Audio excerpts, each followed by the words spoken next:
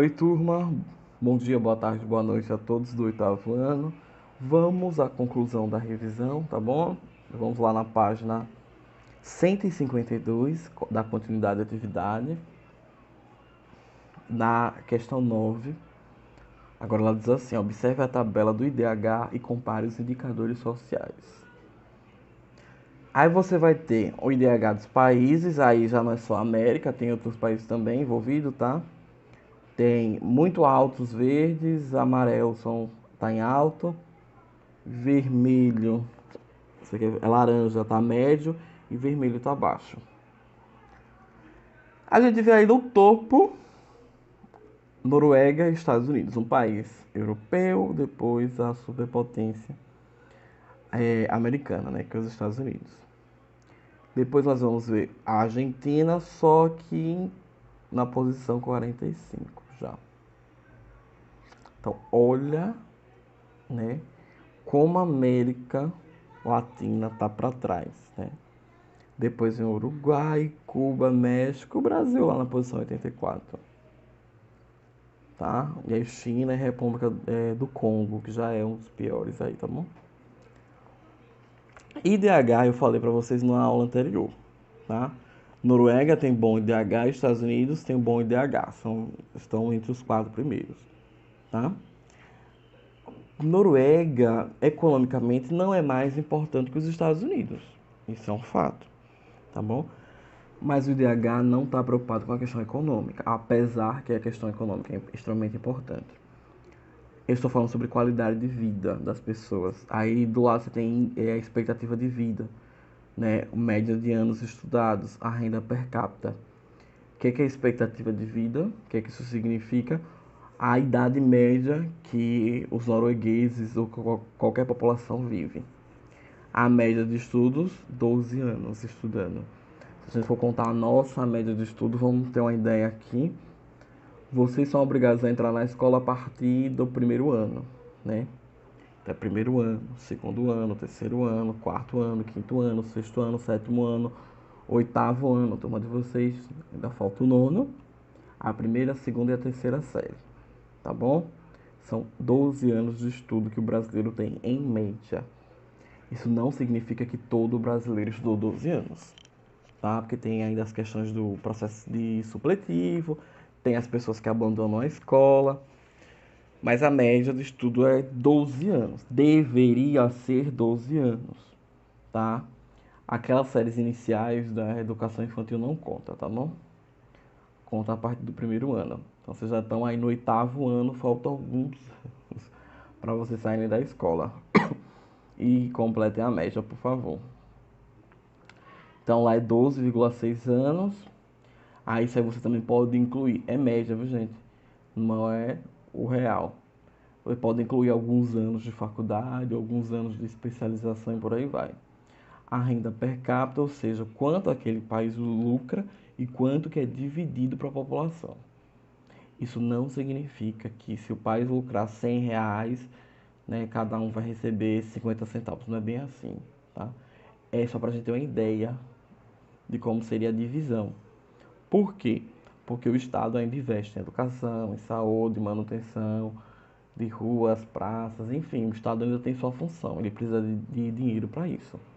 Então esse dinheiro não é repartido para todos, mas é só para a gente ter uma ideia. Isso é renda per capita. E a taxa de fertilidade, né? Em média 2 filhos por família. Estados Unidos vem logo em seguida. Estados Unidos é uma potência econômica, mas lhe falta alguns índices para alcançar a primeira posição. Tá? A expectativa de vida ainda é menor, a média de estudos é bem próxima, a renda per capita é um pouquinho menor também. Isso só nos mostra que os Estados Unidos também tem seus problemas, tá bom? Não é nenhum país perfeito, porque também não existe.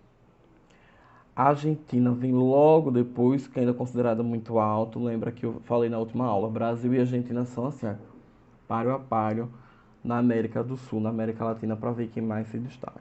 E o Brasil vem lá embaixo. Vamos olhar os índices do Brasil. Um IDH considerado alto. Lembra da última aula que eu falei quais são os fatores para se ler o IDH, né? Que é levado em consideração. A expectativa de vida é 73 anos, né? Comparado à Noruega, são 8 anos de diferença aí. A média de estudos caiu para 7 anos, ou seja, tem boa parte da população que não está cumprindo esses 12 anos que deve ser cumprido, tá bom? Porque aí pode ser que abandonou a escola, entrou em processo de supletivo, completou 18, não quis voltar à escola, enfim.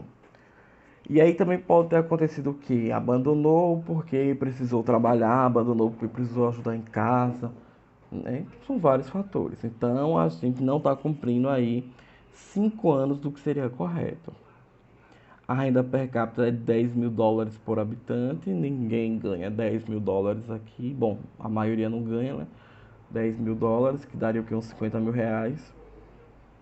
Mas essa é uma média. Se fosse dividir tudo que a gente produz, tudo que a gente arrecada, daria isso. Mas aí também, se fosse dividir de fato para a população, o Estado não ia fazer nada. Não ia gastar um real com nada. Cada um ia se virar para pagar sua polícia, para pagar sua escola, para pagar sua saúde, para pagar a manutenção da praça, para pagar a, o asfalto da rua. Então cada um ia fazer por si.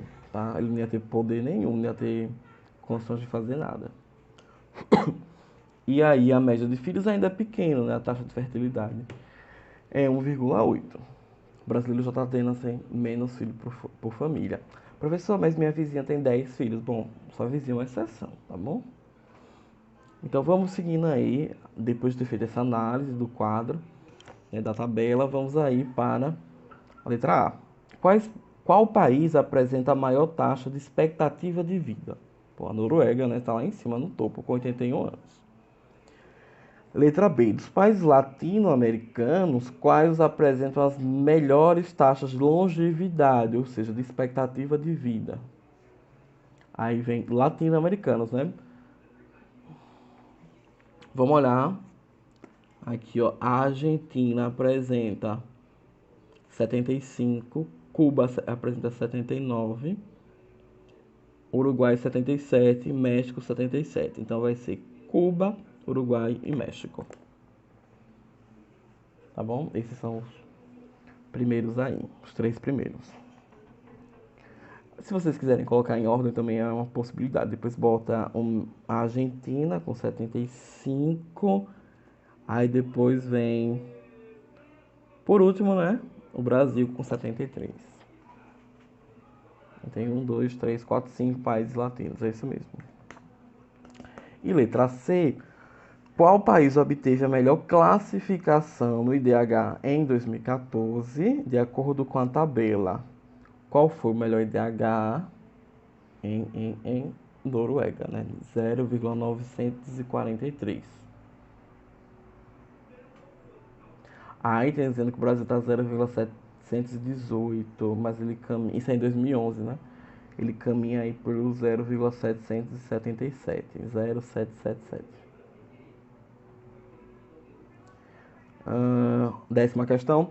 Observe as pirâmides etárias e marque as afirmativas corretas. Duas pirâmides etárias. A primeira pirâmide, aí vocês podem observar que ela está um pouco desconfigurada, que ela não tem um formato de pirâmide. Isso já pode indicar que é um país rico, tá bom? E a segunda já tem um formato de pirâmide normal, a base bem larga e vai se estreitando, não é isso? Pois bem, a primeira está dizendo os homens estão em azul, as mulheres estão em lilás, tá bom? A primeira está dizendo assim, a expectativa de vida, a esperança de vida dos homens é de 89 e das mulheres de 76. Isso é bem raro. Normalmente mulher vive mais do que homem. E depois 51 e 54, tá bom? Normalmente mulher vive mais do que homem porque há um hábito do se cuidar, do procurar um médico, tá? E os homens têm uma certa resistência com assumir que devem procurar um médico e tudo mais. Até mesmo as campanhas, tipo a campanha do câncer de mama é muito mais forte do que a campanha do câncer de próstata. Tá? É Outubro Rosa, Novembro Azul. Vocês já devem ter visto isso. Então, há uma procura, um incentivo maior para as mulheres, apesar que existe também para os homens, mas há uma grande resistência ainda. Ideias machistas, enfim, querem morrer, morram, né? Brincadeira. Se cuidem. Então, a letra A diz assim: a pirâmide etária do número 1 tem base estreita, fato que indica a baixa natalidade. Ela representa os países desenvolvidos. Pirâmide 1, sim. Pirâmide 2, não. Pirâmide 1, sim. Então, pode marcar o X na letra A. A pirâmide etária 2, representativa dos países subdesenvolvidos. Tem base larga, indicando o elevado número de jovens. Ok, também marca a letra B, tá certa.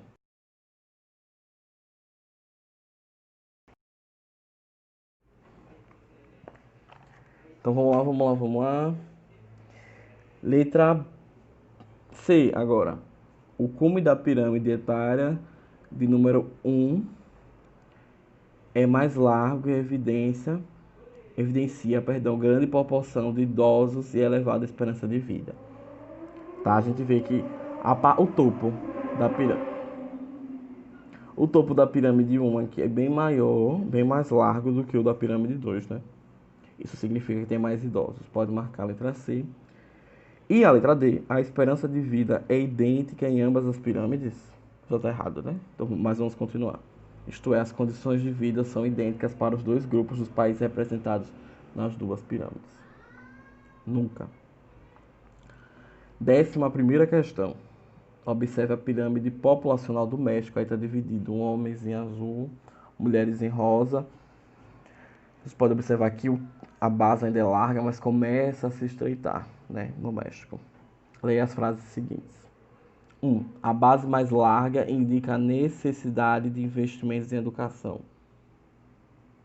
Será? 2. A população masculina é menor que a feminina na faixa de 10 anos. 10 anos, 10 anos. Será que é? Observe aí 10 a 14, olha. 3. A maioria da população mexicana tem 20 anos. Vamos lá, será? Será? Faixa de 20 a 24, será? Será? 4. O topo estreito indica a prioridade em programas de previdência social. E aí? A, B, C, D ou E? Pensem. Espero que tenham marcado a letra B, que é a correta, tá bom? Preparando-se para o vestibular Enem. Encerramos essa atividade. Vamos para a segunda aqui da página 153. A crise econômica mundial está fazendo com que grande leva de latinos-americanos que deixou o continente na metade da década de 90, rumo à Europa, tome o caminho de volta. Em Roma, muitos brasileiros resolveram retornar ao Brasil este ano por causa do agravamento da crise econômica que afeta mais gravemente os países do Mediterrâneo. Essa é uma matéria de 2012. Desde 2008, a Europa sofreu uma crise econômica e muita gente, muitos brasileiros inclusive, que migraram para a Europa resolveram voltar, porque até nesse ano aí a situação do Brasil não era tão intensa. Começa a piorar a partir de 2013 para 2014, tá?